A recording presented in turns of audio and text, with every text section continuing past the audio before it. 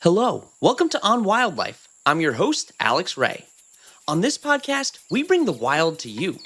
We take you on a journey into the life of a different animal every week, and I guarantee you're going to come out of here knowing more about your favorite animal than you did before. Today, we're going to be talking about an extremely misunderstood animal, which unfortunately, a lot of people have a negative opinion of. What's surprising is that this animal is closely related to dogs, one of the most beloved animals by humans. And joining me today to talk about these amazing canines is Dr. Susan Eirich, a biologist and psychologist who is the founder and executive director of the Earthfire Institute, a wildlife sanctuary and retreat center. So let's get ready to talk about coyotes.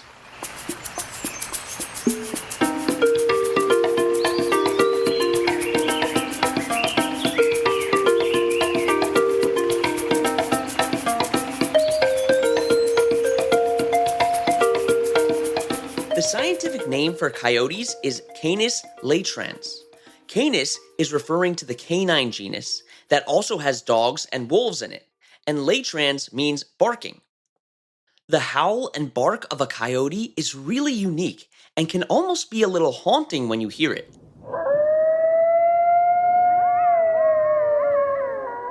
This vocalization can be heard from 1,000 yards away, which is 10 football fields in distance. They communicate with each other using these sounds and can identify other individuals in their pack. They'll also communicate using scent and body language. Something really interesting about their howls is that it's hard to figure out how many coyotes there are when just listening to them. It usually sounds like there are a lot more individuals howling than there actually are. And this could be a great way to warn predators to steer clear, making them think that they're outnumbered. If you saw a coyote in the wild, you might think it was a wolf. But if you know their key differences, it's easy to spot which one is which. Wolves are much larger than coyotes are. Coyotes are on average about 2 feet tall at shoulder length and weigh about 30 pounds, which is 1/3 the size of a wolf. Coyotes also have longer, more pointed ears, while wolves have rounder ears. Some say that you can even identify them by looking at their tails when they run. It's said that usually coyotes run with their tail pointed at the ground, and wolves run with their tails straight out. Also, dogs run with their tails pointed upwards. Coyotes can be found all throughout North America, from Canada to Mexico and all of the US states in between. This means that they're well adapted to live in all sorts of climates.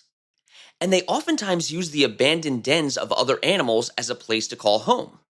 Coyotes are mainly carnivorous, meaning that they eat other animals, but they've also been known to eat berries and grass.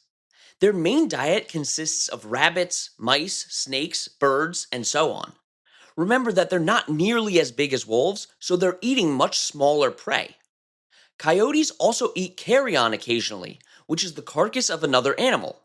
And if you listen to our episode on vultures, you'll know how important it is for animals to do this, as it helps to control the spread of diseases in the environment. Okay, we just got through a lot of information about coyotes, but there's a lot more to learn too. So let's hear from our special guest, Dr. Susan Eirich, who has had some amazing opportunities to work with these animals up close. Hi, Susan. How are you doing? I'm doing fine, thank you. It's gorgeous out here in the Tetons. That's great. Thank you so much for coming on to the podcast. So let's just get started. And can you tell us a little bit about yourself and how you decided to get involved in wildlife conservation? Well, I loved nature always, and I loved animals as long as I could remember. But I can't say I decided to get involved in wildlife. What happened? I was actually operating as a psychologist for quite happily in some maximum security prisons, even though I always loved nature, and for a while I had run a nature center. But what happened was somebody invited me to help raise wolf puppies. And I don't know about you, but I wasn't going to say no. So I dropped everything and helped this person raise 7 wolf puppies. He's currently my partner, Jean. So I took a year off in order to do this. And I fell completely, totally, hopelessly in love with them. It's like I could feel the hormones flowing through me. And I said, I have to share who these animals are. Not just everything that people ordinarily know about wolves, but the passion and the spirit and the intelligence and the personality and all of it. I said, I have to share this. So the orientation that I have to wildlife conservation is adding the element of who they are as individuals. They're incredible, remarkable individuals they are, the bears. And I work with wildlife that's native to the Yellowstone to Yukon Wildlife Corridor. And so I got to know these animals on an individual basis. I've lived with them, and I've lived with them for many years now. And because of who they were, I said, I have to add this element to wildlife conservation. I have a degree in biology as well, but there's lots of fabulous biologists out there. There are not that many people who can share the essence of the animals that turn us on emotionally to want to share our land with them, our earth with them. So that's the essence of how I got involved with it. Wow, that's really amazing. And sometimes you can just feel a connection with you and an animal that you don't really know how to explain. And I think that is what causes a lot of people to get involved in wildlife conservation. Yeah, absolutely. And you're also the executive director of the Earthfire Institute. Can you talk about the mission of this organization and what you do there? Yeah, I'm the founder and executive director. So Earthfire is the name of one of the 7 wolf puppies that I helped raise because she has this passion to protect anything vulnerable. It didn't matter if the wolf puppy was hers or not. So I decided to found the Institute in order to do, as I said earlier, to share with the world who these animals are. So the fundamental mission is to help us understand that we're all part of one community, a truly part of one community, and to expand our sense of community to all living beings, and then operate and live from that position. Because if we see a tree or a coyote or a wolf or anything else as a part of our community, as well as whatever else they are, we treat them differently than if it's us versus them versus us being a whole unit together, all living beings together. So the mission is to do anything I can to help foster that sense and awareness in us humans. So we have animals that are never able to be free. So we have wolves and bears and coyotes and other native animals to the wildlife corridor who can never be free. And for them, since I live with them, I live right here. If I started to howl right now and the mic didn't take it out, you could hear the wolves howl. So I live with these animals over their lifetimes and get to see even more incredible things, incredible stories. I was raised as a scientist and a biologist, and the things I see and have experienced are beyond our current understanding of science in terms of how they heal, in terms of how they connect with us, in terms of who they are. Wow. And so the whole focus of Earthfire is to help share this.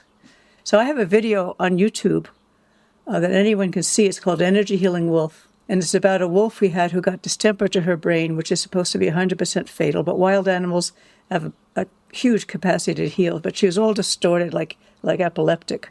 I couldn't stand it. Regular medicine couldn't help her. And so I called someone who did craniosacral work, working with humans with paralyzed nervous systems. And this is all on video. So I took this wolf into our yurt with my partner, Jean, and this woman, Jill, who did craniosacral, laid her down, which she did pretty willingly, considering she'd never been in the yurt before, laid her down. Jill put her hands on her, and you see that wolf start to settle in almost immediately. And you see her going into a healing trance, like for 45 minutes. I have the video right on her eyes. And after several sessions, she was completely healed. So, wow. For the rest of her life. So that got me excited about sharing the capacities of the animals and using alternative healing with wild animals rather than the harsher Western medicine. And there are all these elements that happen as you start to live with the animals. You see their capacity to connect. And since we're talking about coyotes, we had a coyote called Fairy Tale. She must have had some kind of PTSD, but she was just traumatized and a delicate little thing. And someone asked me if she could bring her football friend, who was called Mad Dog. He was so aggressive, this huge football player. And he came, I thought he'd like our bears and our wolves. No, he loved Fairy Tale the coyote. And I have some of this on video also, his meeting her. And he stood there absolutely mesmerized by this delicate little female coyote. And she delicately, carefully came out from behind her box and started to crawl towards him. And they both were like fascinated and mesmerized by each other. And the friend who brought him said he couldn't stop talking about it. Wow, it seems like coyotes are extremely intelligent animals. Let's take a quick break, and when we get back, we'll talk about how this intelligence has helped them adapt to humans encroaching on their habitats.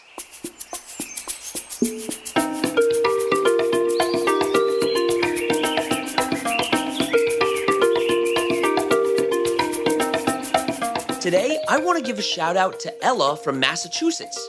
Her favorite animal is an orangutan. Did you know that orangutans have a wingspan of over 7 feet long and that their arms are 1.5 times longer than their legs? Pretty cool stuff.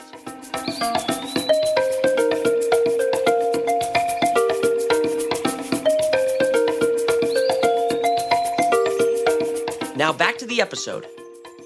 And can you describe some of the adaptations that coyotes have that allow them to survive in the wild? They're the one animal we've constantly tried to eradicate and cannot. Not only can't we eradicate them, they do better. We've done horrible things to them, which I don't really want to repeat because I don't want to traumatize people, but they've tried every possible way of eradicating coyotes, everything that you can imagine. And when they try to eradicate them, the population increases. Instead of giving birth at 2 years, like 15 or 20% of babies might give birth in 1 year, at the first year. Like 80% are now giving birth within the first year, when ordinarily there's 2 years. They've learned to hide their dens. They've learned so much so that sometimes they'll put it in places where it's impossible to find the tracks because it's hard pan or rocks. So they understand that they can be tracked, and they hide their dens. They can eat anything. They've adapted so they can eat grass, grasshoppers, berries, eggs, meat, carrion. Because they have a wide range of things they can eat, they can adapt to almost anything. They're so alert to the slightest changes, way beyond what we are, to slightest changes in their environment. And they remember, and they adapt to all of these incredible changes. I think those are probably a couple of ideas about the intelligence and the tuning to things. It's quite amazing. And they used to apparently hunt in packs more, historically, but as we started to try to kill them, they understood on some level, somehow, that the packs were more vulnerable. So they ended up becoming solitary hunters mostly, though they do pair for mating and for raising their young. But they've adapted over 100 years to the pressure that we put on them, and they learned very quickly to be afraid. And so they've adapted their hunting, whether they hunt at day or night. Their intelligence is amazing. It might have increased because we killed all the ones that weren't, but they're astounding. That is really interesting. And you talked about how they were at least pack animals, and what kind of relationships exist between each other. So because they're so adaptable, the relationships have changed, as I mentioned, over history. They used to hunt in packs. Interestingly, in national parks, where they're protected, they will still work in families. Outside, they're more solitary. Wow. They have a dominant hierarchy, similar to wolves, if they are in a pack. But they will mate. It's interesting, they won't always mate for life. It's almost like a personality thing. Some will mate for life, some will not, but they will stay as a family, with the father looking after the mother and the pups, going out to hunt and bring her food while she's nursing. There are stories of food being left by coyotes trapped in a trap, understanding that they couldn't feed themselves. So their relationships, to some degree, depend on the circumstances, again, being so incredibly adaptable. Yeah, absolutely. And why are coyotes important to the ecosystems that they live in? They're actually, if left alone and in a reasonable habitat, they do a lot of pest control. Their primary diet is rabbits and rats and mice and prairie dogs. So they do a very good service in doing pest control, what we call pest control. They also eat carrion, so they clean up dead animals from around. They belong with all the other predators in a beautiful balance of what works in nature. And the other thing is, most people who hear them at least fall in love with their song. The howl is just absolutely, it's not a howl. It's a combination of yips and barks and tremulos, etc. And it's enchanting. And it's joyous and wild and exuberant and just the essence of wildness and joy and just sheer joy being alive. So other than the practical issue of rodents, it's having something that vibrant and alive on the earth. People who hear them camping out never forget it. Oh, absolutely. I've heard them far in the distance in the woods before, and it's just something. It's like something you've never heard before. It really is. Yeah. What were some of the largest issues that coyotes are facing right now? Well, in fact, they're basically thriving. Everything has been tried over 100 years to eradicate them. So they're not endangered. I would say the largest thing they face is the cruelty with which we continue to try to kill them. Coyotes individually undergo a lot of suffering because of what we do, again, which I will not discuss. But it's awful. So really, that's the major thing for them. They're doing fine in their own way. And what we need to do is to learn how to adapt to living with them. They will take pets in an urban environment, so you keep your pets in at night. You keep your food tight. No, don't have food attractions out at night. They've moved across the entire continent. They used to be in the West, but they're so successful they're now found in cities all over. And there was a farmer on Prince Edward Island in Canada. They'd moved all the way across to the east to there, and he had a farm. And he said he really liked the coyotes as long as they didn't eat his livestock, which is very rare given the numbers of coyotes. It seems to be only a certain few number of coyotes who actually eat livestock. Most of them don't, so you have to try and get the troublemakers. But he said he set up a camera, a webcam, and put out food for them. Not a whole lot, but food for them, and he would see them coming. And they never got any of his livestock. He said it was a lot cheaper than replacing a calf. So, and generally, they won't attack or eat a calf or a lamb or whatever unless they're really hungry or unless somehow they've learned to. But most of them haven't. But they want to kill all the coyotes rather than just what we consider troublemakers. But they're doing okay other than what any individual has to suffer.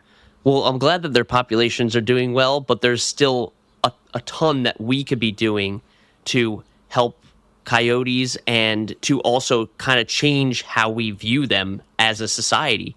Yeah, that's basically my work, Earthfire's work, trying to change our perspective.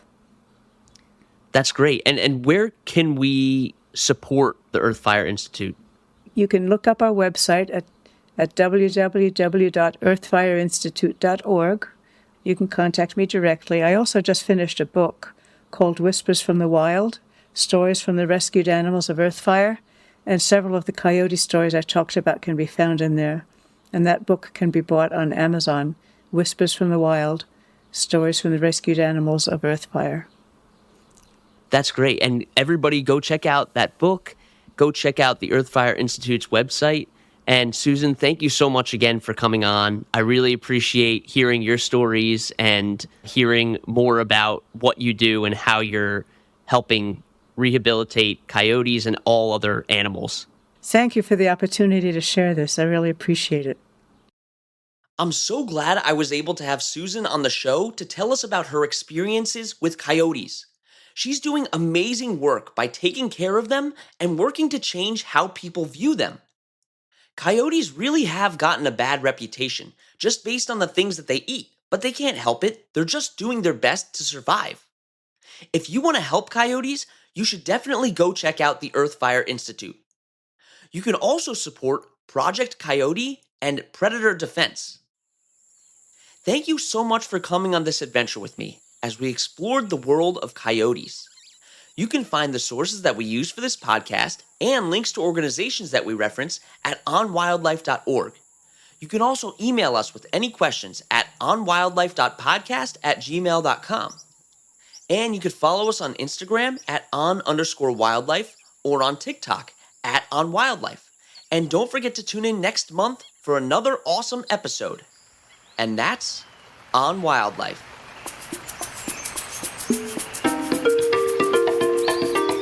You've been listening to On Wildlife with Alex Ray. On Wildlife provides general educational information on various topics as a public service, which should not be construed as professional, financial, real estate, tax, or legal advice. These are our personal opinions only. Please refer to our full disclaimer policy on our website for full details.